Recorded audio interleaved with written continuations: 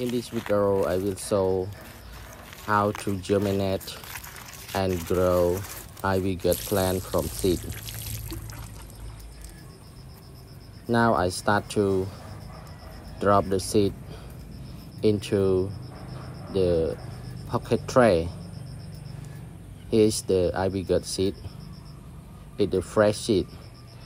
I harvest the ripe fruit of the ivy gourd and I germinate to grow the ivy gourd in my garden. After 7 days, ivy gourd start to grow up with 3 leaf, 4 leaf. Now I start to mix the soils. I use the garden soil mixed with dry charcoal and dry cow dung. Garden soil 70%, dry charcoal 30%, dry cow dung powder 15%. Mix together well.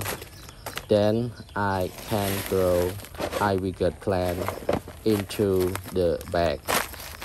I prepare the bag ready and I start to dig the ivy gourd plant from the pocket tray. And the old of the ivy gourd is after 10 days. Please enjoy watching my growing process together.